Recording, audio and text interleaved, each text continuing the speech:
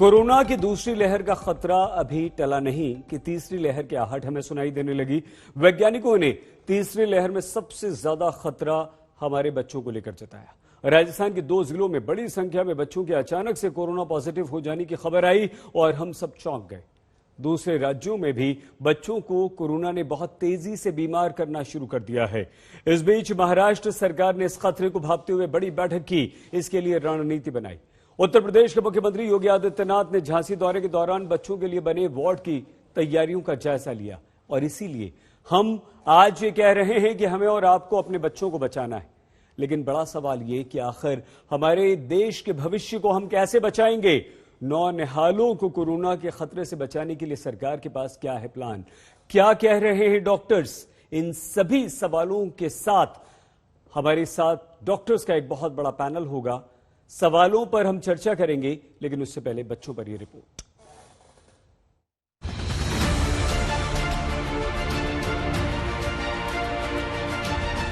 तीसरी लहर की आशंका से पहले ही बच्चे बीमार होने लगे।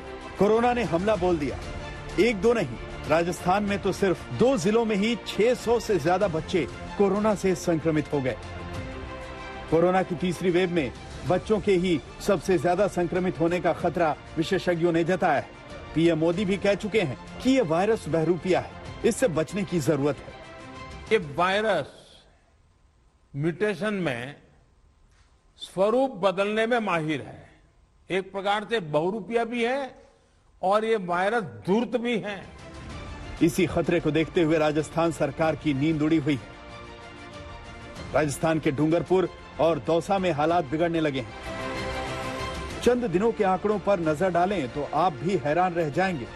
डूंगरपुर में 12 मई से लेकर अब तक 325 बच्चे कोरोना संक्रमित हो गए हैं। इनमें से ज्यादातर बच्चों की उम्र 18 से कम है। हमारे जिले में 12 मई से आज दिनांक तक 315 बच्चे 0 से 19 आयु वर्ग के पॉजिटिव पाए गए, जिनमें 0 से 9 वर्ष के 60 बच्चे तथा 9 से 19 वर्ष के 255 बच्चे थे। सभी बच्चों को दवाएं दे दी गई हैं। डूंगरपुर ही नहीं, दौसा में भी बच्चे चीनी वायरस से तेजी से बीमार हो रहे हैं। दौसा में 18 साल तक के 341 बच्चे कोरोना पॉजिटिव हो गए। संक्रमण का यह आंकड़ा महज 21 दिनों का है, यानी 1 मई से 21 मई तक में इतनी बड़ी तादाद में एक जिले में बच्चे बीमार हुए।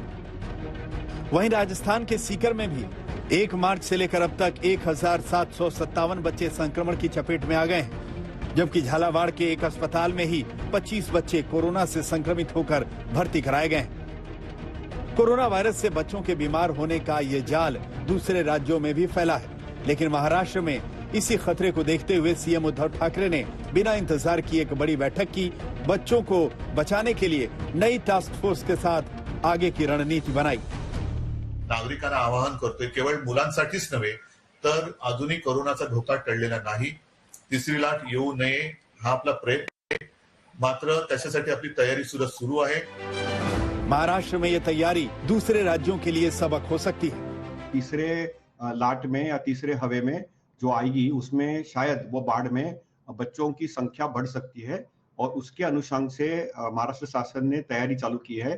उन्होंने पीडियाट्रिक जो शिशु वृद्ध रोग तज्ञ जो है उनकी एक मीटिंग बुला के, उनके सब एक्सपर्ट्स को बुला के उनके साथ एक विचार विमर्श करके उनकी एक प्रोटोकॉल और गाइडलाइन बनाई है ट्रीटमेंट के लिए, प्रिवेंशन के लिए। अगर बच्चों को बचाना है तो तैयारी करनी ही होगी, वो भी बड़े पैमाने पर। थर्ड वेव के लिए अभी सेहर मेडिकल कॉलेज में पीडियाट्रिक आईसीयू के निर्माण की कार्रवाई हमारी प्रारंभ हो चुकी है। हर डिस्ट्रिक्ट हॉस्पिटल में भी, इसके अलावा ग्रामीण क्षेत्र में सीएससीज में भी हम इसको फोकस कर रहे हैं। देश के नौनिहालों की जिंदगी से खिलवाड़ नहीं किया जा सकता। उम्मीद है जिस तरह की बहानेबाजी दूसरी लहर के पीक पर जाने के वक्त की गई, वैसी लापरवाही और बहानेबाजी बच्चों के मामले में नहीं होगी।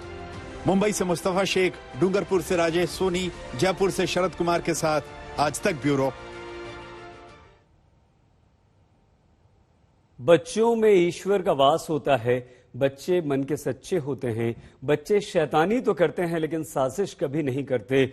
बच्चों की ख्वाहिशें और बच्चों की छोटी सी तमन्ना हसरत को पूरा करने के लिए माता पिता अपना तन मन धन सब कुछ झोंक देते हैं।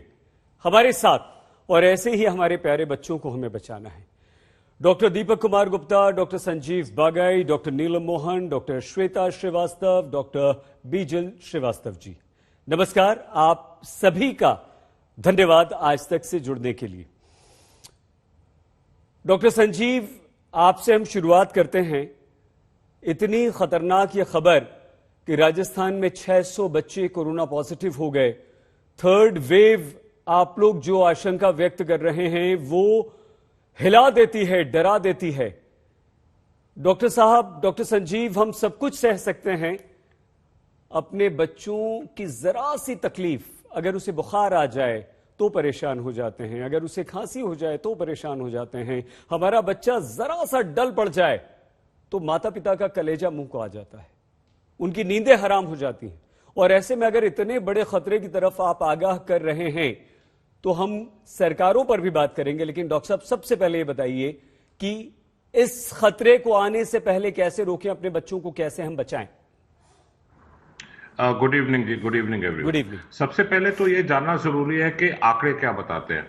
जो पिछले साल हमें देखा गया है पूरे दुनिया में, जो टोटल पीडियाट्रिक जो 18 साल के वर्ष के नीचे जो टोटल आंकड़े थे खाली 7-8-9% थे। इस साल जो सीडीसी का डेटा है पिछले महीने का अप्रैल 2021, 22% बच्चे इन्वॉल्व हैं ओवरऑल दुनिया की कोविड लोड में। जो ब्रिटिश मेडिकल जर्नल का आर्टिकल है पिछले महीने का 14% पूरे इंग्लैंड में बच्चे इन्वॉल्व है। तो ऑब्वियसली ये इंसिडेंस बढ़ रहा है, almost 14 to 19% week on week ये इंसिडेंस बढ़ रहा है। अब बच्चों का खतरा मेनली ये है कि जो प्रोटीन्स बच्चे के जो इम्यून सिस्टम पिछले साल तक प्रोटेक्ट कर रही थी इस साल नहीं कर रही। काफी रिसर्च इसमें हुआ है जिसमें काफी प्रोटीन सिक्रीट हो रही है बच्चों में, ज्यादातर म्यूटेंट स्ट्रेन्स के कारण। और सबसे ज्यादा जो खतरा म्यूटेंट स्ट्रेन का है, जो आज सुबह का जो आर्टिकल सेज स्टडी जो यूके का है, सबसे ज्यादा बच्चों में इन्वॉल्वमेंट जो है B1617 टाइप 2 का है। 50% मतलब 50% जो आंकड़े बच्चों में ये इस म्यूटेंट स्ट्रेन के पाए गए हैं। बच्चों का जो प्रेजेंटेशन है इस साल पिछले साल के हिसाब से भी काफी भिन्न है, क्योंकि ज्यादातर loose motion, vomiting, rash, conjunctivitis उस प्रकार की है, खाली फीवर, खांसी, सांस फूलना नहीं है। तो जो मेन जो हमें करना चाहिए अब है, जैसे महाराष्ट्र में किया गया है, ये एक नेशनल लेवल पर पीडियाट्रिक कोविड टास्क फोर्स बनाने की बेहद जरूरी है, जरूरत है। दूसरी चीज है जो हम अब ऑगमेंट कर रहे हैं, इंक्रीज कर रहे हैं, जो टोटल आईसीयू बेड्स इंक्रीज कर रहे हैं, पीडियाट्रिशियंस को जो ट्रेंड मैन पावर है, स्किल्ड नर्सिंग स्टाफ जो पीडियाट्रिक आईसीयू की, ये सब की जरूरत है। जी, एक बहुत अच्छा सुझाव आपने टास्क फोर्स का दिया है। महाराष्ट्र सरकार ने टास्क फोर्स बनाकर, डॉक्टर संजीव आज उसके साथ एक बैठक भी की है मुख्यमंत्री उद्धव ठाकरे ने, उस पर भी हम बात करेंगे। डॉक्टर नीलम, अगर 30 करोड़ बच्चे हम हमारे देश में मान लें तो क्या उन 30 करोड़ बच्चों में से अगर हम कुछ परसेंटेज, 2%, 5% भी मान लें, अगर इसकी चपेट में आते हैं कोरोना की, तो क्या आज हम सक्षम हैं हमारे उन बच्चों को बेड्स देने के लिए, आईसीयू बेड्स देने के लिए और उन बच्चों को अच्छी तरह से उनकी देखभाल, उनका इलाज करने के लिए? Doctor Neelam ji, thank you सगेत जी। और मैं आपको बताना चाहूंगी, आज ऑनरेबल सीएम ऑफ झारखंड ने भी एक मीटिंग बुलाई गई थी इसी बात की चर्चा करने के लिए कि थर्ड वेव और बच्चों का किस तरीके से ध्यान दे, बिकॉज झारखंड में आप जानते हैं कि इंफ्रास्ट्रक्चर पीडियाट्रिक को लेके काफी कम है, रेशियो एंड दैट। और मुझे भी बुलाया गया था एडवाइजरी बोर्ड पे along with WHO and AIIMS experts के साथ, और उस तरीके से जो मैंने वहां पे प्रेजेंटेशन बनाई थी और बताया है, तो वही उसका थोड़ा सा आपको ग्लिम्स देना चाहूंगी। जरूर कि जो राजस्थान में हुआ है, पहली बात, राजस्थान में क्या हो रहा है कि जब हम कोविड होता है बच्चों में, अधिकतर माइल्ड टू मॉडरेट होता है। सीवियर जो हम कह रहे हैं 5%, जिसमें निमोनिया, डायरिया, डिहाइड्रेशन, शॉक और लंग से रिलेटेड प्रॉब्लम्स ये सब होती है।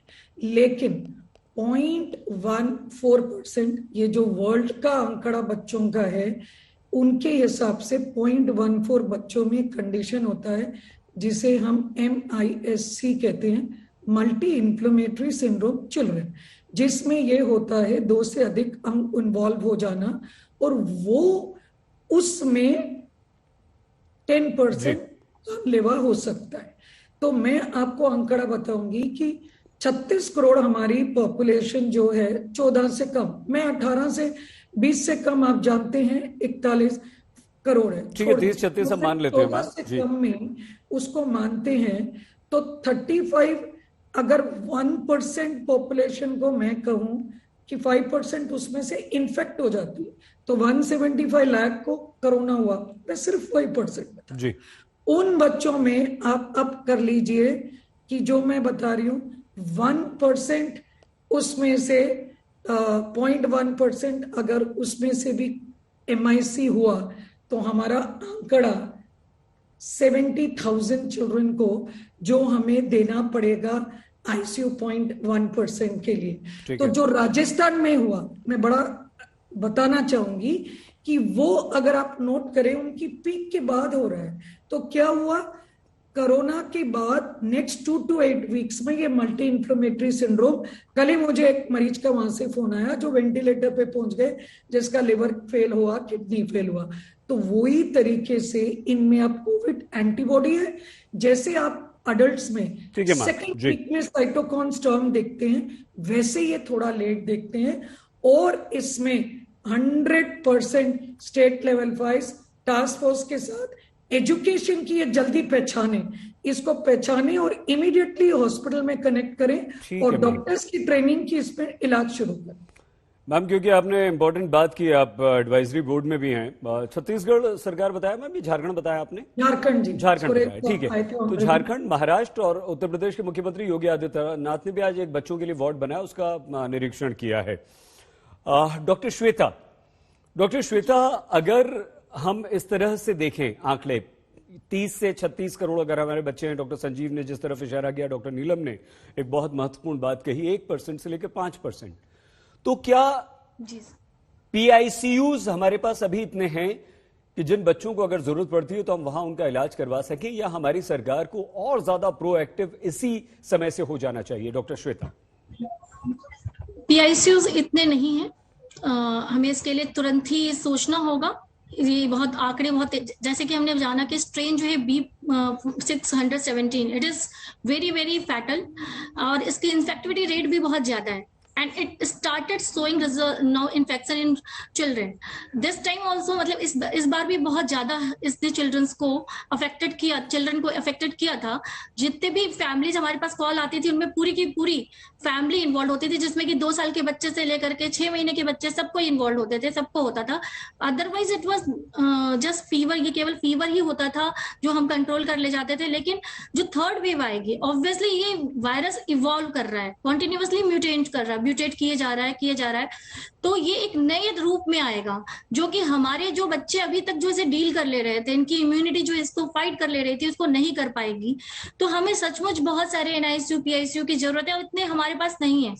हमें बहुत तेजी से इन्हें बढ़ाने की जरूरत है, और बढ़ाना ही नहीं है, केवल इक्विपमेंट नहीं बढ़ाने हैं, केवल NICU PICU ही नहीं बढ़ाना है, बल्कि हमें इनमें लोगों को ट्रेन करने की जरूरत है। सबसे बेहतर उपाय क्या है कि अगर हम प्राइवेट एंड गवर्नमेंट सेक्टर दोनों को मिला करके काम करें, क्योंकि यही हमारे पास फुल स्ट्रेंथ है, तो इसमें ही हमें ज्यादा से ज्यादा इफिकेसी को हम ले सकते हैं, यूटिलाइज कर सकते हैं। जी बिल्कुल ठीक है। डॉक्टर नीलम, आप कुछ कहना चाह रही है, लेकिन क्योंकि डॉक्टर दीपक गुप्ता इस वक्त हमारे साथ जुड़ गए और डॉक्टर बीजल भी हमारे साथ हैं, तो एक एक रिएक्शन ले लें, उसके बाद आपके पास आते हैं मैम। डॉक्टर बीजल, हम ये भी कोशिश कर रहे हैं कि हम सरकार के प्रतिनिधियों से बातचीत करें, और सरकारें किस तरह से तीसरी वेव में बच्चों को बचाना है उसके लिए तैयारी कर रही हैं, उसकी भी जानकारी आपके साथ शेयर करें और आपसे भी सुझाव आपके मांगे। लेकिन उससे पहले मैम, ये डॉक्टर बीजल कि हम अभी से वो क्या तैयारी करें, सरकारों को जो करना है वो करेंगी, केंद्र सरकार, राज्य सरकारें, लेकिन अभी से हम क्या तैयारी करें ताकि हम अपने बच्चों को बचा सकें इतने बड़े खतरे से, और जिस खतरे के लिए आप लोग पहले से हमें आगाह कर रहे हैं? डॉक्टर बीजल। यस, गुड इवनिंग सबको। आज ये सेकेंड वेव में भी हमने देखा था कि काफी सारे बच्चे अफेक्ट हुए थे, और एक ही एडवांटेज जैसे सबको मालूम है, और ये जरूरी भी है पेरेंट्स को डर से बचाने के लिए, कि ये सारे बच्चे इतने सीवियर सिम्टोमेटिक नहीं होते हैं, और बहुत ही कम प्रतिशत में उन लोगों को हॉस्पिटलाइजेशन या ICU लगता है। लेकिन जैसे कि सबको अभी मालूम है कि ये थर्ड वेव के हाई चांसेस है, और धीरे धीरे करके ऐसे लग रहा है कि, और एपिडेमियोलॉजिस्ट ने बोले हैं कि बच्चों में भी होने के चांसेस है, तो हमारे पास वैसे वक्त है 2 या 3 महीने, बिकॉज बता रहे हैं कि 2-3 महीने के बाद ये हाई थर्ड वेव होने के चांसेस है। तो धीरे धीरे करके, जैसे महाराष्ट्र ने ऑलरेडी चालू किया है, जैसे आज दोपहर को ही महाराष्ट्र टास्क फोर्स, जो पीडियाट्रिक टास्क फोर्स है, वो हमारे चीफ मिनिस्टर के साथ एक जूम मीटिंग हुई थी, जहां पे बहुत सारे लोग, बहुत सारे महाराष्ट्र से, इंटीरियर से और इंडिया से काफी जुड़े हुए थे, और ये ग्रेजुअली उन लोगों को धीरे धीरे ये समझाया गया। जैसे कि हम लोग यहाँ पे सिटी में है, हम लोग ये कोविड अडल्ट में भी देख रहे थे, बच्चों में भी देख रहे, तो हमें थोड़े प्रोटोकॉल्स मालूम है। धीरे धीरे इन सबको ट्रेनिंग बहुत जरूरी है, क्योंकि राइट मेडिसिन देना, राइट रिस्क फैक्टर्स बताना, कभी बच्चों को एडमिट करना है, कभी उनको घर पे रखना है, कैसे उनसे कनेक्शन करे, ये सब जानना और ये बताना इन सबको जरूरी है। और धीरे धीरे, जैसे हमारी भी अस्पताल है, हम लोग पीडियाट्रिक कोविड पहले से ही कर रहे थे, अडल्ट कोविड तो कब से ही कर रहे हैं, लेकिन अभी हमने ग्रेजुअली ऑलरेडी एक प्लान बनाना चालू कर दिया है। हमारे हॉस्पिटल में मीटिंग चालू हो गई है, जहां पे हमने डिसाइड किया है कि ये सब लोग होंगे जो पीडियाट्रिक वार्ड में काम करेंगे। हमारे प्रोटोकॉल्स अपडेट हो रहा है, हमारे ड्रग्स हम खरीद रहे हैं, जो जैसे सब बोल रहे हैं MISC में जो लगने वाली है दवाइयाँ, वो हम स्टॉकअप करने लगे हैं।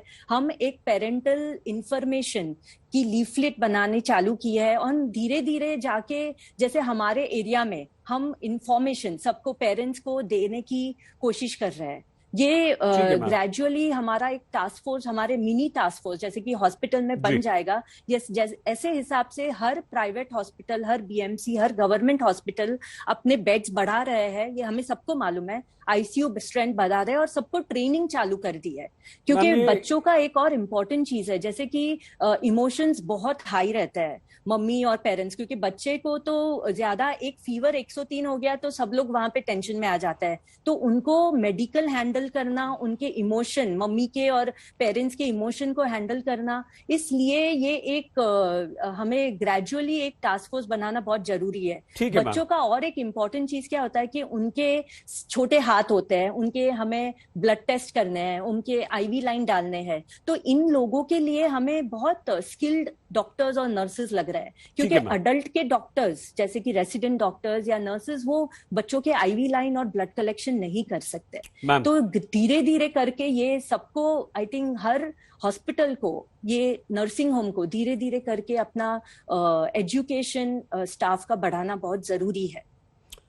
मैम, अच्छे सजेशन है आपके, और ये बहुत अच्छी बात है कि आपके हॉस्पिटल ने ये तैयारियां पहले से कर ली हैं। लेकिन डॉक्टर गुप्ता, सबसे बड़ी चिंता ये है कि सरकारें अलर्ट हैं, आप डॉक्टर्स बहुत ज्यादा अलर्ट हैं, हॉस्पिटल्स अपनी तैयारी कर रहे हैं, टास्क फोर्स बन रही हैं, डॉक्टर नीलम एडवाइजरी कमेटी में भी हैं गवर्नमेंट ऑफ झारखंड की, बहुत अच्छी बात है। लेकिन डॉक्टर गुप्ता, यहां कंसर्न तो सिर्फ इस बात को लेकर है कि 103 बुखार तो बहुत बड़ी बात है, बच्चे को हल्की सी खांसी भी आ जाए, जुकाम भी हो जाए, बहुत हल्का सा बुखार भी आ जाए तो माता पिता की हालत खराब हो जाती है, पेरेंट्स को समझ में नहीं आता। ऐसा हम डॉक्टर गुप्ता क्या करें, क्या एहतियात बरतें कि हमारे बच्चों को हम हॉस्पिटल जाने ही ना दें, पहले ही बचा लें इस खतरे को भांपते हुए? Thank you. देखिए, पहली बात तो ये कि पेरेंट्स को सबसे पहले पैनिक नहीं होना। अगर आप फर्स्ट वेव, सेकंड वेव को ध्यान से देखें और विदेशों के डेटा को अपने डेटा से कंपेयर करें जी, तो आपको ये समझना पड़ेगा कि सेकंड वेव सबसे ज्यादा खतरनाक होती है। अभी दूसरे देशों में, इटली और यूरोप के अंदर थर्ड वेव खत्म होने की कगार पे है, पहली बाट। दूसरी बात यह है कि इस समय हमारा करीबन 12 से 15% के आसपास वैक्सीनेशन ऑलरेडी हो चुका है। जहां तक कि थर्ड वेव का सवाल है, I am expecting somewhere by the end of this year third wave will hit India. लेकिन हमारी थर्ड वेव थोड़ी सी डिफरेंट होनी चाहिए मेरी स्पेकुलेशन के हिसाब से, क्योंकि बाय दिस टाइम मुझे लगता है कि मोर देन 40% वैक्सीनेशन हमारी कंट्री का हो जाना चाहिए by the end of this year.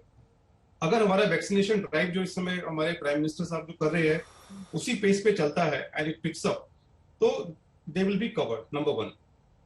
Number 2, Indian academy of paediatrics Covid task force ने कल ही अपने एक वक्तव्य जारी करा है जिसके अंदर बहुत ही स्पष्ट ये आया है कि बच्चों में asymptomatic cases 20%, minor cases approximately total मिला के 90% से होते हैं। जी, बच्चे प्रोटेक्टेड होते हैं। They are a special privilege group by the grace of God. बच्चों में आपका बीसीजी का टीका लगता है, पोलियो का टीका लगता है, प्लस मल्टीपल वायरल के टीके लगते हैं। बच्चों में छोटे छोटे वायरस के इन्फेक्शन वैसे ही होते रहते हैं। So plus S receptors and other things are there, जिसके कारण से बच्चे बहुत ज्यादा प्रोटेक्टेड रहते हैं। ये बहुत ही गलत फहमी है सबके अंदर कि बच्चों में सिवियरिटी बहुत ज्यादा है। देखिए, अगर आपके एडल्ट पॉपुलेशन के नंबर ऑफ केसेस बहुत ज्यादा बढ़ जाएंगे, जैसे इस समय हुआ, हमारे पास ऑक्सीजन का क्राइसिस हुआ, वी वर कॉट अनअवेयर जी, तो नेचुरली बच्चे भी प्रोपोर्शनेटली बढ़ेंगे। लेकिन आपको ये ध्यान रखना चाहिए कि इस समय हमारे देश में हमारे जो दूसरी स्पेशलिटी के डॉक्टर्स है, I am a paediatric neurosurgeon, हमारे रेजिडेंट्स न्यूरोसर्जरी के, ऑन्कोलॉजी के, मेडिसिन के सब विभाग के लोग आईसीयू को भी मैनेज कर रहे हैं। लेकिन बच्चों को मैनेज करना थोड़ा सा डिफरेंट होता है, बिकॉज जैसे डॉक्टर साहब ने अभी बताया, there is special group all together. जहां तक कि पेरेंट्स का सवाल है, मुझे लगता है कि पेरेंट्स अगर अपने स्ट्रिक्टली 2 साल का जब बच्चा होता है तो बच्चे की ट्रेनिंग आप स्टार्ट कर सकते हो। उसको मास्क तो नहीं पहनाना, क्योंकि 5 साल से ज्यादा बच्चों में आप मास्क पहना सकते हो सेफली, WHO के रिकमेंडेशन है। बच्चों को सिंपली आपको जो जैसे जैसे बच्चे बड़े हो रहे हैं, उनको घर में कैसे उनको अपब्रिंगिंग करना है, एक्स्ट्रा करिकुलर एक्टिविटी में उनको इन्वॉल्व करना है। ऑफ स्क्रीन टाइम, बहुत ज्यादा बच्चे हमारे स्क्रीन टाइम लगा रहे हैं। मुझे लगता है कि now parents have to be proactive and start looking into their children much more actively. मैं सारे पेरेंट्स को सिर्फ एक मैसेज देना चाहता हूं कि please do not worry, please do not panic. आपके बच्चे सुरक्षित है, और भगवान ने चाहा वैक्सीनेशन ड्राइव इतना अच्छा हमारे देश का हो जाएगा कि हमारी हर्ड इम्यूनिटी इतनी अच्छी हो जाएगी कि बच्चों में अभी भी जो 1% से कम केसेस आ रहे हैं वो और भी कम हो जाएगी। ठीक है sir, we will be safe, but still we are taking all the precautions. अच्छी बात है डॉक्टर गुप्ता। और डॉक्टर गुप्ता, आपकी बात से हमें राहत यह भी मिली कि हमें बहुत ज्यादा डरने की जरूरत नहीं। लेकिन डॉक्टर संजीव, बच्चों की बात आते ही कोई भी पेरेंट्स हो, वो उनकी हालत बुरी हो जाती है। सर, हम आपसे 2 मुद्दों पर आपकी राय चाहेंगे। एक तो ये क्या कि शहरों में रहने वाले जो पेरेंट्स अलर्ट हैं, अपने बच्चों को लेकर ज्यादा सजग हैं, वो और ज्यादा अलर्ट होकर अपने बच्चों को घरों में कैद कर लें। बिल्कुल, जो थोड़ी देर के लिए नीचे पार्क में ले जाते हैं, वॉक के लिए ले जाते हैं, वो भी बंद कर दें। और गांव में जो बेपरवाह पेरेंट्स हैं, जो बच्चे गलियों में, कॉलोनीज, मोहल्लों में घूमते रहते हैं, ज्यादा परवाह नहीं करते, वो अपने बच्चों को कैसे बचाएं और उनके लिए सलाह क्या है? क्योंकि अगर गांवों तक फैल गया, गांवों के बच्चे इसकी चपेट में आ गए तो बहुत तकलीफ होगी। डॉक्टर संजीव जी, डॉक्टर नीलम, इसके बाद आ रहे हैं आपके पास। मैम जी, मैं दो पार्ट में आपसे इसको डिस्क्राइब करूंगा। सबसे इंपॉर्टेंट है कि जो पेरेंट्स को कभी नहीं करना चाहिए, वो जरूरी है समझना। अगर किसी बच्चे को कोई भी लक्षण हो वायरल फीवर के, जैसे नाक बहना या थोड़ी सी खांसी या बुखार, जो चीज नहीं करनी, ये पहली चीज समझनी जरूरी है। कोई भी कॉम्बिनेशन फीवर मेडिसिन नहीं देनी चाहिए। खाली पैरासीटामोल दीजिए, अपने लोकल डॉक्टर से इमीडिएटली संपर्क करिए, डेली उनसे टेलीफोन कॉल या वीडियो कंसल्ट कर सकते हैं। दूसरी चीज, अपने आप सेल्फ मेडिकेट मत करिए।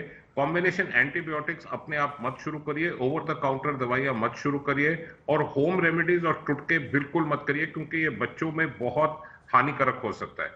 अगर किसी भी बच्चे को कोई भी लक्षण हो, पहली चीज है उस बच्चे को आइसोलेट करना है। एक्सटेंसिव ब्लड टेस्ट, एक्सटेंसिव सीटी स्कैन्स की जरूरत नहीं है।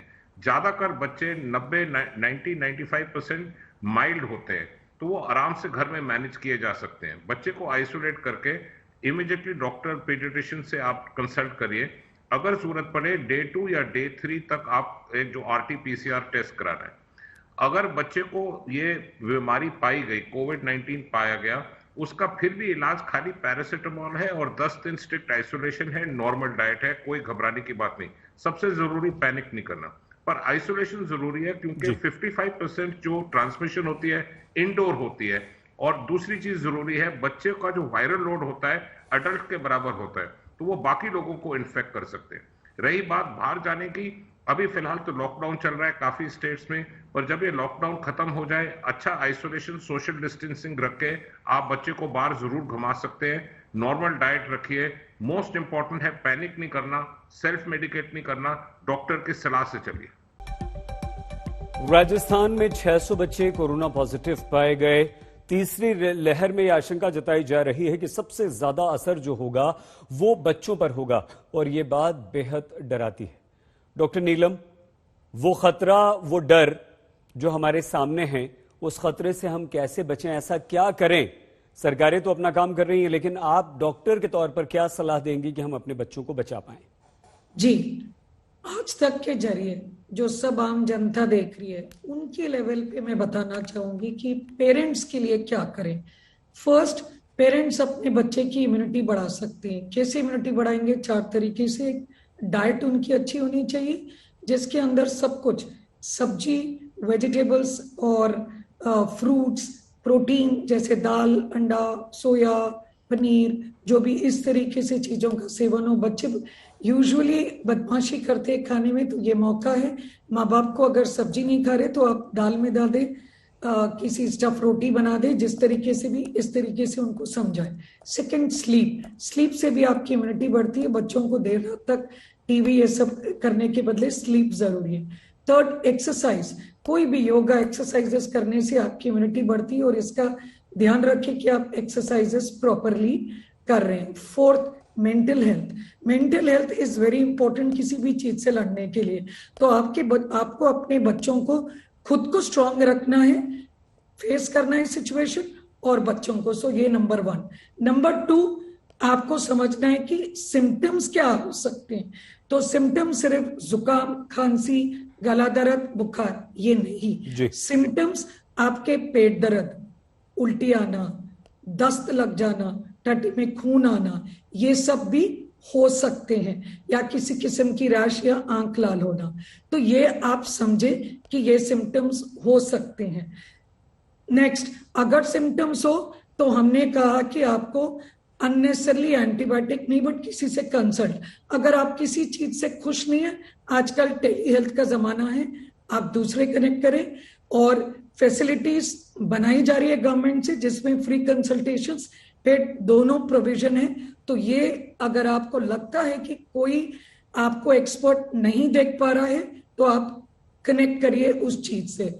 नेक्स्ट, अगर आपको पता चल गया, क्या टेस्ट है? Rapid antigen test. अगर पॉजिटिव आया तो पॉजिटिव है, लेकिन अगर रैपिड एंटीजन नेगेटिव आया तो उसकी सेंसिटिविटी कम है, हो सकता है, तो तभी हम बोलते हैं कि आरटीपीसीआर करो।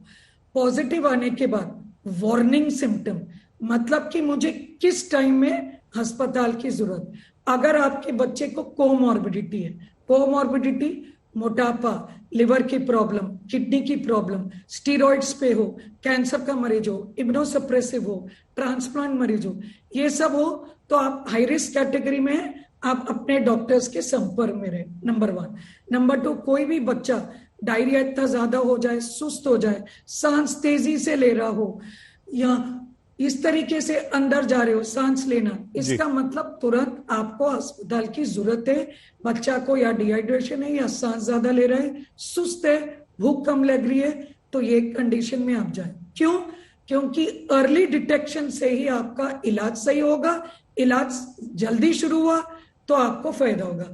जब तक अगर आप देरी करेंगे कि पूरे चीज फेल हो जाए, बच्चा शॉक में चले जाए, तो कॉम्प्लिकेशन बढ़ सकती है। उससे पहले ये सब चीज अगर आप समझ गए, इतना बाकी का एडमिनिस्ट्रेशन और डॉक्टर्स, हम कैसे अपने आप की ट्रेनिंग करें, हेल्थ वर्कर्स करें, इंफ्रास्ट्रक्चर, जरूरी नहीं है कि हम नए बच्चों के अस्पताल खड़ा कर दे, बिल्कुल नहीं। हमें क्या करना है, जो एग्जिस्टिंग हॉस्पिटल, एग्जिस्टिंग को बेहतर कर ले, लेकिन उससे पहले अपने बच्चों को बचा लें। आपकी अडल्ट्स को भी ट्रेनिंग देनी है, अडल्ट डॉक्टर को थोड़े लेने हैं साथ, अडल्ट नर्सेस को, बस हमें ट्रेनिंग देनी है। वो वो आ रहे हैं, नेक्स्ट सेगमेंट में आते हैं, उसी पे इंफ्रास्ट्रक्चर पर ही बातें करेंगे। कितने आईसीयूज हमारे पास हैं, कितने हॉस्पिटल हैं, हम कितने इक्विप्ड हैं, सरकारों को किस तरह की टास्क फोर्सेस बनाने की इस समय जरूरत है, और क्या अभी से तैयारी करनी है। डॉक्टर श्वेता, ये होता है आजकल कि हम लोग हेल्थ कॉन्शियस बहुत ज्यादा हो गए हैं और इस वजह से डाइट करने लगे हैं, तो जाहिर सी बात है बहुत सारी खाने पीने की चीजें हमारे घर से वैसे ही कम हो जाती। क्या इस वक्त आप ऐसी कोई सलाह देंगी पेरेंट्स को कि वो अपनी डाइट भी ठीक रखें और बच्चों की भी कोई ऐसी डाइट रखें जिससे उनकी इम्यूनिटी बढ़े और वो इस कोरोना वायरस की चपेट में आने से बच सके? सबसे बेसिक होता है हमारे घर में, हम सबके पास, मतलब हमें एक चीज समझना है कि हमें इम्यूनोग्लोबुलिन्स बनाने हैं, एंटीबॉडी बनाना है, तो हमें हाई प्रोटीन डाइट लेना है। हाई प्रोटीन डाइट में आप अगर वेजिटेरियन है तो आप दाल लेंगे, दाल को अंकुरित करके ले सकते हैं, नॉर्मल दाल बना के ले सकते हैं, उनके तरह तरह के व्यंजन बनते हैं, वैसे जिसमें आपको इंटरेस्ट लगे उस तरीके से लीजिए। सोयाबीन्स हैं, और अगर पनीर है, मशरूम है, ये सब चीजें हैं वेजिटेरियन के। नॉन वेजिटेरियन अंडा ले सकता है, white is best for non vegetarian. इसके अलावा आपको ग्रीन वेजिटेबल्स भी लेनी है, जो भी आपके घर में इजीली अवेलेबल है, फ्रेश ग्रीन वेजिटेबल, उसको बना करके, बच्चों को इंटरेस्ट नहीं आता है तो आप उसके साथ कुछ ड्रामा करके, नाटक करके आप उसे खिलाने की कोशिश करें। बच्चे बहुत ही एडॉप्टिव होते हैं, मेरा मानना है। वो आप जितने प्यार से, जितने नखड़ों से उनको खिलाएंगे वो खाएंगे। साथ में फ्रूट्स खिलाइए, उनका कुछ मिक्सचर बनाइए। जरूरी नहीं है कि हम बहुत ज्यादा खाएं, जरूरी ये है कि हमारी प्लेट जो है रंगीन हो, जिसमें हर तरीके का न्यूट्रिशन, प्रोटीन में एकदम सिंपल गांव की भाषा में बताना चाहती हूँ। आपके पास गुड़ हो, लाल रंग के फ्रूट्स हो, जैसे कि आपके पास अनार हो गया, या फिर प्रोटीन के लिए दालें हो गई, या आम हो गया जो अभी आ रहा है सीजन, ये सब चीजें भरी हो, रंगीन प्लेट होनी चाहिए, बच्चे की न्यूट्रिशन फुल होना चाहिए। दूसरा आपका हाइजीन, बच्चे हाइजीन बहुत अच्छे से समझते हैं, आपको बस उन्हें ट्रेन करने की जरूरत होती है। हैंड वॉश, साबुन के द्वारा ही हैंड वॉश करना सिखाइए। सैनिटाइजर का यूज केवल बाहर के लिए रखिए, बार बार हर 2 घंटे पे वो हैंड वॉश करने की हैबिट डालें। तीसरा है कि वो एक्सरसाइज करे, योगा करे, कुछ ना कुछ डेली करिए, जैसे डांस भी कर सकते हैं, म्यूजिक लगाइए, उनके साथ पूरी फैमिली मिल करके जो है ये सारी एक्टिविटीज करिए, उनका इंटरेस्ट बना रहे, वो मेंटली हेल्दी हो, स्ट्रांग हो। ओम का जाप कर सकते हैं आप, उससे भी काफी उनके अंदर जो है, या फिर जिस भी भगवान में आपकी, अल्लाह में, ईशा में, जिसमें भी आपकी पूरी तरीके से आप समर्पित है, उनका नाम ले करके 1-2 घंटे उनको मेडिटेशन करना भी सिखाइए। पढ़ाई भी कराते रहिए साथ में। मतलब उनको ऐसा नहीं होना है कि वो कहीं किसी डर के माहौल में जी रहे, नहीं, वो नॉर्मल है, नॉर्मल कंडीशन में। अगर कोई भी बच्चा आपको लगे वो आइसोलेटेड हो रहा है, अपने अंदर जा रहा है, डिप्रेशन में जा रहा है, उसको उसके ऊपर ज्यादा कंसंट्रेशन दीजिए, उसके साथ ज्यादा खेलिए। आप घर में छत पे आउटडोर एक्टिविटीज कीजिए, वहां एक ही जगह पे दौड़ने वाली एक्टिविटीज कीजिए, रस्सियां कूदिए, ठीक है, कहानियां सुनाइए, उनको इंटीमेट कीजिए, उनको खुश रखिए। सबसे ज्यादा हैप्पीनेस जो रहती है ना, जब बच्चा तभी हेल्दी रहता है, तभी वो हर चीज खाने में, पीने में इंटरेस्ट रखता है। दूसरा एक बहुत ही सिंपल है कि 5 साल की एज के बाद जब वो बाहर का बड़ा बच्चा है, कभी वो बाहर जाता है, आपके साथ जरूरत ही पड़ती है, तो वो डबल डॉक्टर बीचल यूज कर रहे हैं। डॉक्टर बीचल जल्दी से 2-3 बातें ऐसी जिससे हम अपने बच्चों को बचा सकें। अगर मान लीजिए हल्का सा हमें हल्के से लक्षण दिखें, बुखार दिखे, नजला, सर्दी जुकाम हो, नाक बह रही हो, ऐसे कोई लक्षण दिखे तो हम कितना घबराएं, न घबराएं, या घर में ही थोड़ा सा इंतजार करें? और उसके बाद जो टास्क फोर्स आज मुंबई में बना है उसमें क्या फैसला हुआ, क्या बात हुई? अगर आपके पास कोई जानकारी हो तो प्लीज हमसे शेयर करें। ओके, पहली चीज, जैसे पेरेंट्स को माइल्ड सिम्टम्स जैसे कि फ्लू के वाले सिम्टम्स होते हैं, mild fever, mild runny nose, diarrhoea, ये और एक्टिविटी थोड़ा कम होना, ये नॉर्मल है। तो 1-2 चीजें करनी है। एक तो थर्मोमीटर से टेम्परेचर हमेशा देखना है, और जैसे कि बोला कि सिंपल ड्रग लाइक पैरासिटामोल के अलावा वो कॉम्बिफ्लैम और मेफ्टाल पी जैसी ड्रग्स, कॉम्बिनेशन ड्रग्स से अवॉइड करना है। सर्दी हो तो बेसिकली सलाइन ड्रॉप्स यूज कर सकते हैं। यहाँ पे एक चीज समझना जरूरी है कि स्टीम सब लोग बहुत ज्यादा लेने लगे हैं ये कोविड के नाम से, कि कोविड उसका वायरस उसमें मर जाएगा, हमें नहीं ज्यादा होगा। तो यहाँ पे बहुत संभलना जरूरी है, क्योंकि हम लोग देखते हैं कि स्टीम लेने से बच्चों पे गिर गया और बच्चों के बर्न्स के केसेस काफी बढ़ जाते हैं। अगर स्टीम देना है तो बाथरूम में नहाने के टाइम थोड़े से वार्म वाटर में बिठा दीजिए। थर्ड है कि अगर कोई बेसिक सिम्टम्स हो, जैसे कि लूज मोशन हो गया, तो उनके पास पहले भी फ्लू सिम्टम्स होते हैं तो उनको मालूम है कि प्रोबायोटिक्स दे सकते हैं। जो बड़े बच्चे हैं उन लोगों का हम ऑक्सीजन मीटर से ऑक्सीजन देख सकते हैं। और थोड़ी जैसे रेड अलर्ट फ्लैग्स बोलते हैं, फीवर आपका 101, 102, 48, 72 आवर्स के बाद रह रहा है। दूसरा, पहले ही 2 दिन आपका फीवर 103, 104 हो रहा है, आपका बच्चा फीवर के बीच में नॉर्मली बच्चे एक्टिव हो जाते हैं, लेकिन वो एक्टिव नहीं हो रहा है। आपको लग रहा है कि नॉर्मली बच्चे ना फीडिंग पे चले जाते हैं, ब्रेस्ट फीड या थोड़ा मिल्क ज्यादा लेंगे या जो सबसे ज्यादा पसंद है वो लेंगे। इसलिए हमें कोई भी खाना उनसे बंद नहीं करना है। अगर वहां पे वो लोग खाना बंद कर दे, एक्टिविटी कम हो जाए, यूरिन कम हो जाए, तो हमें बहुत अलर्ट उनको आना है हमारे पास। ऑल्सो उनको जो ऑक्सीजन सैचुरेशन है वो बच्चे, छोटे बच्चे में नहीं देख सकते, बट उनमें दिखेगा कि वो ब्रीदिंग फास्ट कर रहा है, खांसी उसकी बढ़ गई है, खाने के बाद उल्टी कर रहा है। हाँ, तो ये सब चीजें उनको अलर्ट होके आना है। ऑल्सो उनको ना जब भी माइल्ड कोविड हुए तो वो लोग आइदर फिजिकली आते हैं या ऑनलाइन कंसल्ट करते हैं, तो हर डॉक्टर उनको इन्फॉर्मेशन देता है वो जो लॉन्ग टर्म कोविड है उसके बारे में। यस मैम, अच्छे सजेशंस हैं आपके।